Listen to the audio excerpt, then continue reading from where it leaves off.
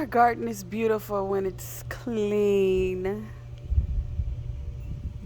So, let me introduce you to my garden, starting over on this end. This is where I planted my beehive ginger lilies. You might see it. They're starting to break ground.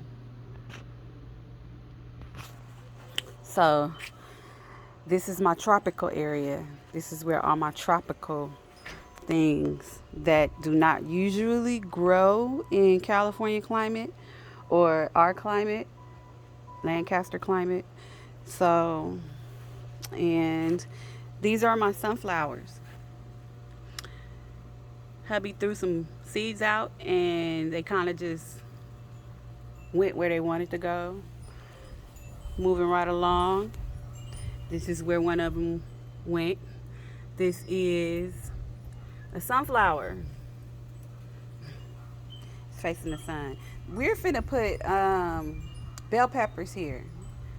We just got the ground ready to put the bell peppers. This is my oregano. I harvested a lot of my oregano from my oregano plants, and they are recuperating. This is another hole that we made. We are prepping the ground for bell peppers. Yeah. This would be just red bell peppers, right? Yeah, just red bell peppers. You don't want no green bell peppers? There's a green bell pepper in there. What else we get to? Okay. Okay, so another oregano plant and another oregano plant. I love oregano. You should too. So this is where I just planted the watermelon right here. I planted 1, 2, 3. And this is Kale. Kale, say hi to everyone. Yeah, she don't want to speak to you right now. This is another oregano plant. Oregano is medicine. And this is another kale plant. I get about 5 or 6 kale leaves out of each of these plants, so we eat kale every week. This is where, I don't know if it's a failure or what, but this is where my ginger is, and I don't know if, I did it right or whatever. That is my citronella. Citronella is edible. A lot of people don't know citronella is edible. You can eat it. It's really good for you. And it's also a natural bug repellent. Mosquito. Not too much on flies though, but mosquitoes. Over here is my sunflower plant. See how beautiful it is? I'm standing in the sunlight. See how beautiful it is? Well, it's 2 over here. 1 down there. These are pretty big and a lot bigger than the ones that are over here because they've been here a little longer. So they're going to be mammoth plants. This is my tomato plant. It's tall and big with only green tomatoes, no red tomatoes. Just 1 red tomato so far, and it was so tiny. This is the lavender. And this is a jalapeno plant. And this is a jalapeno plant. And we get about off these little plants, because this plant over here has about 5 jalapenos on it. And this plant over here only have about 3, and a lot of those are not, they're just growing. Because we just harvested jalapenos. So I think we can say we harvest jalapenos about every week and a half. We can harvest about 3 from this plant, 3 from that plant. But the thing about jalapenos that we found out is jalapenos do not like heat. They will shrivel up and dry up while they're still on the vine or on the plant.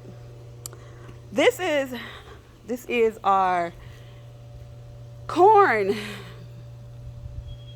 And corn is really stubborn.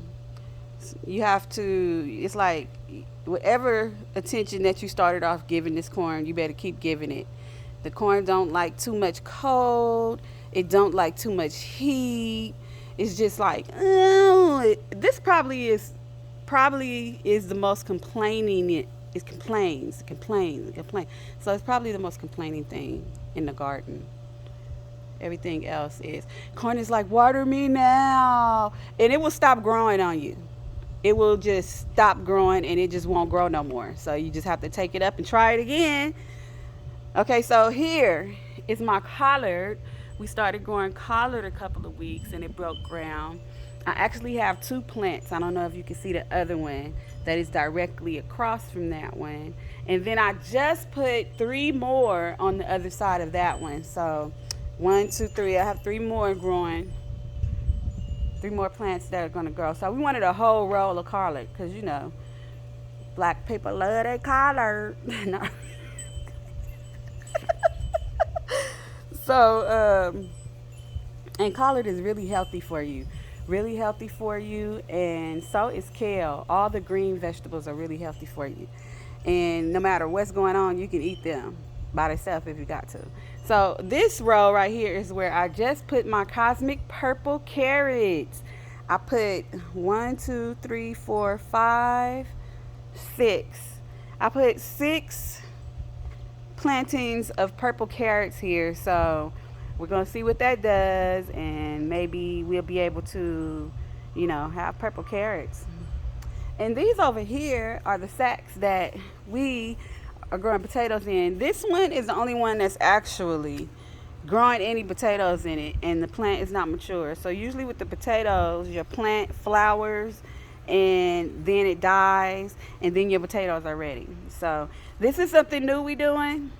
We could have some potatoes in there. We're not sure. That is a potato, and it is growing above the dirt.